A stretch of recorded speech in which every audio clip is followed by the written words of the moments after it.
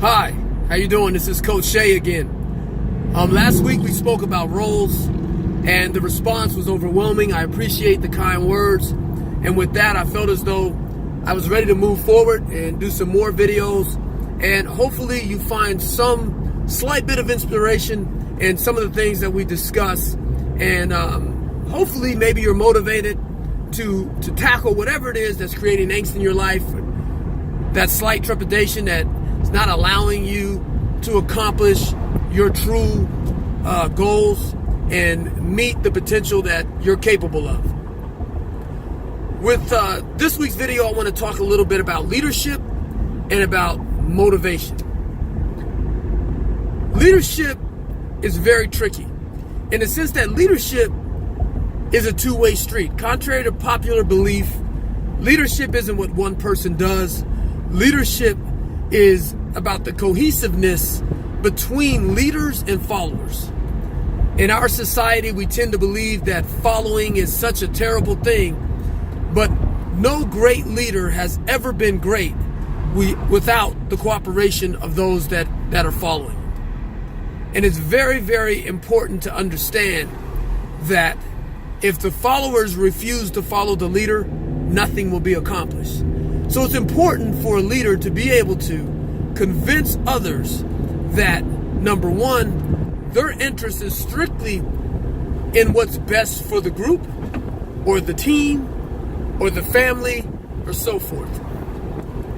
The other thing is followers have to be willing to put their own agendas aside and strive for whatever that end goal may be for a team or for a group, co-workers, families, whatever it may be, a specific project possibly. Everything that I'm going to say doesn't necessarily pertain to sports and to basketball, but I will promise you this. If it does pertain to sports, if it does pertain in particular to the game of basketball, it will always, always pertain to life. And that's the beauty of the game that we play.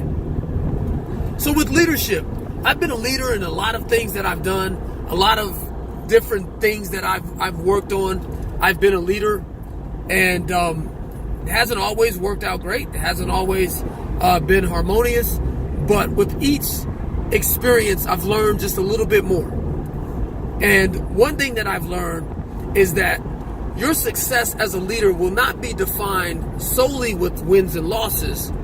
It'll be defined by how well the group that you're leading is motivated to reach the end goal, to accomplish tasks together as a group. That is how you define yourself as a leader. One thing that I believe is that great leadership is hard for others to identify.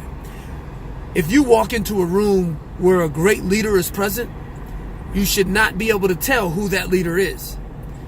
You should be hard pressed to figure out who that leader is. Number one, so much work should be getting done at that time that the leader shouldn't be identifiable.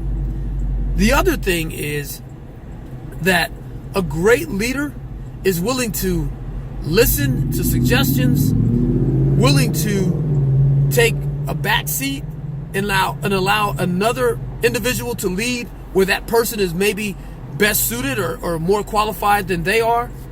And that, to me, is the essence not only of leadership, but is the backbone of team. When leaders and followers are working cohesively to reach an end goal. Okay? So that brings us to motivation. How do we motivate the people around us? How do we motivate ourselves to lead? Leadership and motivation go hand in hand, but the ability or the desire to do either don't always. And it's not an intrinsic thing for us to be motivated or for us to lead. Some people either have it, some people don't. Some people need to be kickstarted. So how do you do that? Do you scream at them? Do you hold them accountable? Do you allow them to make mistakes? How is it that you as a leader can motivate the people around you? And how can you as an individual that needs to be motivated, can you either motivate yourself or accept what is being given to you that will allow you to be motivated enough to contribute? which ties into your role. Someone said something to me that really stuck out to me, is that everyone has a role. Even superstars have a role.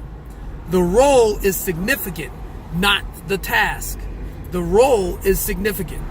So, for me, motivation starts with the way that we approach an individual. Maybe this individual needs to be addressed this way. Maybe this individual needs to be addressed that way. But just like with anything we do as a leader, we need to understand the individuals do not care how much you know until they know how much you care. So if you're willing to put the team ahead of yourself, put what's best for the team ahead of the individuals, then eventually the people that you're leading and those that are being motivated by your leadership will buy into what's best for the task at hand. Don't be hesitant to put your foot down. Good leadership doesn't mean that you allow people to do whatever it is that they want to do and not be held accountable. That's not what I'm saying. What I am saying is great leadership, although it's hard to identify, it's always very easy to recognize when it's not present. So, with that being said, I hope that clarifies for you maybe where you fit in as far as a leader, as far as an individual that's following, that needs to be motivated to accept leadership. However it may work for you and your situation, I hope that these words offer some clarification. If you have any questions, put them in the comment section and I'll try to address them as precisely as possible.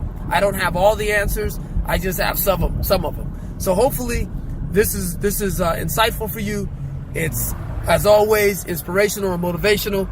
And give me some feedback and let me know if there's anything more that we can do or anything more that we could discuss that may help you just a little bit more.